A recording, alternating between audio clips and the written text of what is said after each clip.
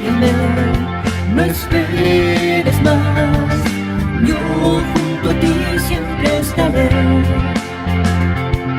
No temas qué palabras tendrás que decir, yo por tu boca hablaré. Evangelio de nuestro Señor Jesucristo según San Marcos.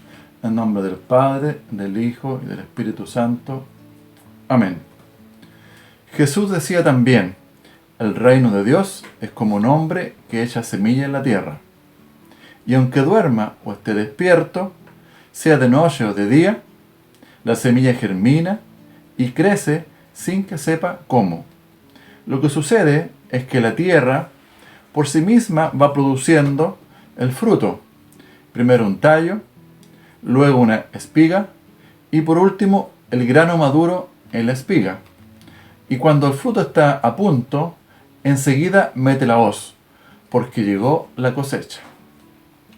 Además dijo: ¿con qué compararemos el reino de Dios? ¿Con qué parábola lo describiremos? Es como un grano de mostaza.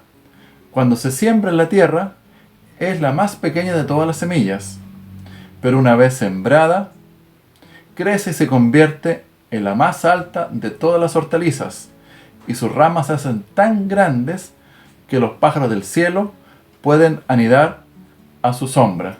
Esta es palabra de Dios. Una de las formas que Jesús más utilizó para enseñar a sus apóstoles es a través de sus parábolas. El concepto de parábola viene del griego y tiene que ver con una comparación. Y eso es lo que Jesús hace, comparar distintas cosas para enseñar a sus discípulos.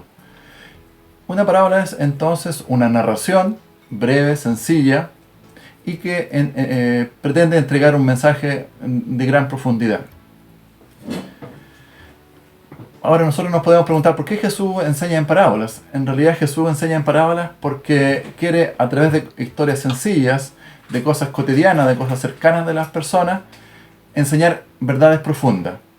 Esa probablemente sea una de las razones por las cuales Jesús usa las parábolas, y también porque Jesús quería evitar que quienes querían perseguirlo, quienes querían acusarlo, quienes querían causarle algún daño, quería usar sus palabras. Entonces Jesús de algún modo enseñaba de esta manera, para evitar que sus palabras fueran mal utilizadas. En esta ocasión, en este Evangelio de Marcos, se nos da a conocer dos parábolas en donde se compara dos situaciones con el reino de Dios. La primera parábola se refiere a la semilla. Obviamente que la semilla, ¿cierto?, representa la palabra de Dios, y que al sembrarse en la tierra, esta va creciendo poco a poco, sin que las personas nos podamos dar cuenta de ello. Y obviamente que la cosecha es realizada por Dios, ¿ya? Esta parábola, ¿cierto?, nos está diciendo que pese a lo que nosotros podamos hacer o no hacer, el reino de Dios va a seguir fructificando porque Dios puso su mano en ella, y por lo tanto va a rendir fruto de una o de otra manera. Lo que a nosotros nos corresponde es colaborar en esa labor. La segunda parábola es probablemente una de las parábolas más conocidas, que es la parábola del grano de mostaza, donde se dice, ¿cierto?, que la más pequeñita de las semillas, que la semilla de mostaza, se va a transformar en la más grande, casi de la forma de un árbol. La semilla de mostaza se dice que mide entre 1 y 2 milímetros, y se transforma posteriormente en una tremenda hortaliza que casi se asemeja a un árbol, y que también permite, ¿cierto?, que las aves puedan hacer nido en ella. Esta parábola ha tenido muchas interpretaciones, pero lo que nosotros queremos señalar es que en el tiempo de Jesús, el cristianismo, ¿cierto?, la iglesia primitiva, era un pequeño grupo de de creyentes, de discípulos. Y ese pequeño grupito de creyentes pudo difundir esta palabra de Dios. Esta semilla de mostaza se transformó en lo que hoy día es la humanidad entera, que ha logrado, ¿cierto?, llegar esta fe cristiana.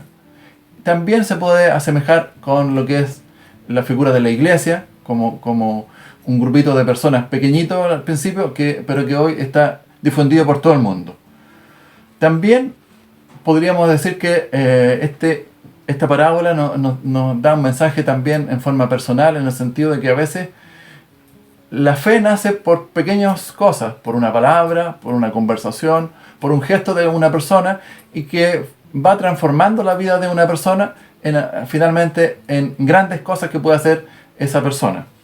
Entonces les vamos a pedir a Dios que nos dé la confianza en que Dios hará crecer su reino, y que nuestra labor es hacer nuestra labor que Dios nos ha encomendado lo mejor posible, y que lo demás queda en manos de Dios para que Él pueda ejecutar lo que realmente se necesita para que su obra llegue a buen término. Ven y sígueme, no esperes más. Yo junto a ti siempre estaré. No temas, que palabras tendrás que